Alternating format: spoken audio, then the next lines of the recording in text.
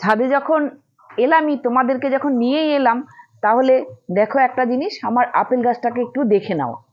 দেখো এপ্রিল মাসের আজকে 5 তারিখ, আর এখানে আমাদের এখানে ভালোই রোদ গরম পড়েছে, যার জন্য আমি এই গ্রিন নেটটা কিন্তু লাগিয়ে দিয়েছি।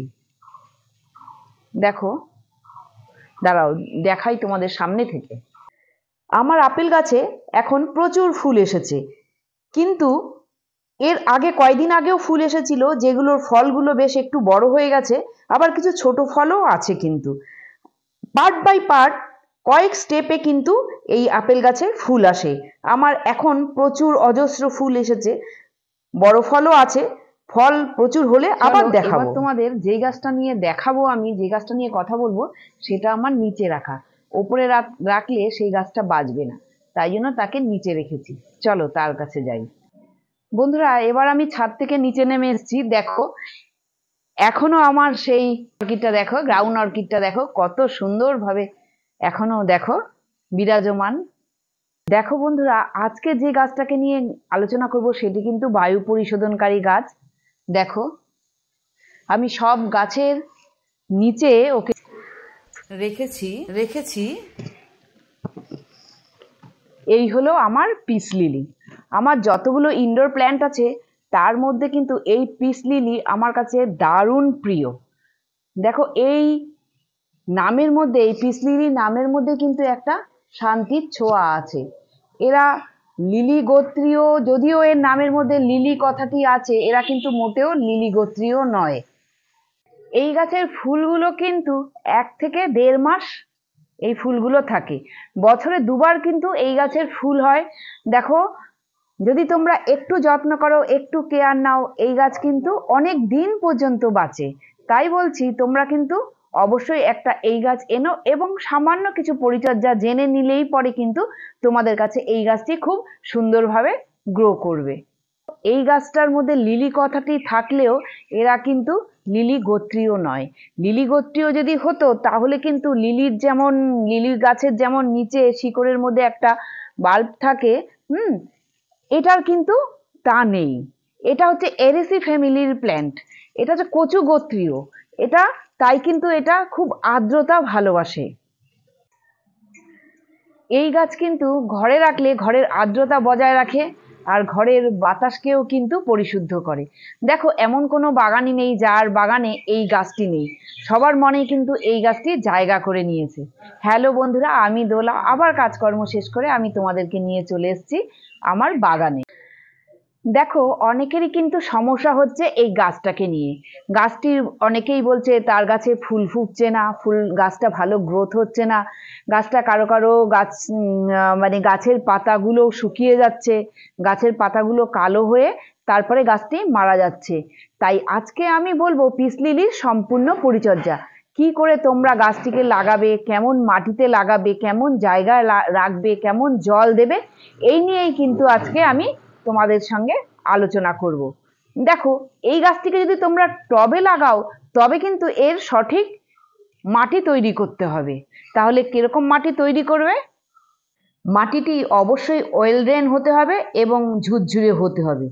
2 ভাগ নেবে বাগানের মাটি, 1 ভাগ নেবে নদীর সাদা বালি, আর 1 ভাগ তোমরা গোবর সারও নিতে পারো, 1 বছরের পুরনো বা পাতা পচা সারও নিতে পারো, বা কম্পোস্ট সারও নিতে পারো, আর 1 ভাগ নেবে কোকোপিট। এইভাবেই এই গাছের মাটি তৈরি করবে। এবার আসি এই গাছের খাবারের কথাতে। দেখো এই গাছ কিন্তু বেশি একটা ফার্টিলাইজার চায় না, তাই মাসে 1 বার যদি তোমরা কিছুটা পরিমাণে ভার্মি কম্পোস্টের সঙ্গে 1/2 চামচ হাড়ের গুঁড়ো আর 1/2 চামচ নিমখোল মিশিয়ে এর চারদিকে দিয়ে, টবের মাটির চারদিকে দিয়ে জল দিয়ে দেবে, ব্যাস তবেই হবে। আর একটা কথা, যেটা হচ্ছে তোমরা সর্ষের খোল বা সর্ষের খোল পচানো জল কোনো সময় কিন্তু এই গাছের দেবে না। পিস লিলির 3-4টে ভ্যারাইটির কিন্তু আছে। দেখো তোমরা ব্যালেন্স এনপিকে 20-20-20 আবার 19-19-19 কিন্তু দিতে পারো।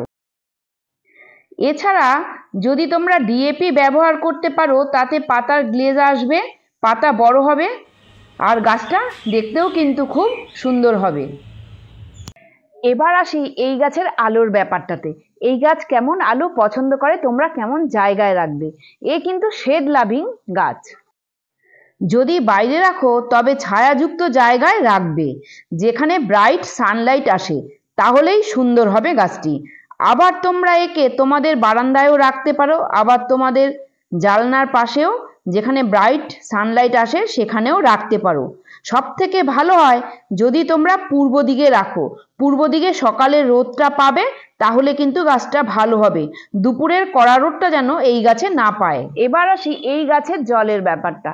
এই জলের ব্যাপারটা কিন্তু এই গাছের ক্ষেত্রে খুব ইম্পর্টেন্ট। দেখো, তাই কিন্তু এই তোমরা যখন এই গাছকে টবে বসাবে, তার ড্রেনেজ সিস্টেমটা কিন্তু খুব ভালো করবে। আর যারা সেমি শেডে গাছটাকে রাখছো, তারা টবের মাটি শুকিয়ে গেলে, উপরের মাটিটা যখন শুকিয়ে যাবে, যখন দেখবে এই রকম ঝুরঝুর করছে, তখন কিন্তু এই গাছের মধ্যে জল দিয়ে দেবে। আর যারা খোলা আকাশের নিচে গাছটাকে রাখছো, তারা কিন্তু টবের মাটি শুকিয়ে গেলেই, দেখবে ভালো করে শুকিয়ে গেলেই কিন্তু এই গাছে জল দিয়ে দেবে। এবার বলি বন্ধুরা, এই গাছের তোমরা চারা কি করে তৈরি করবে।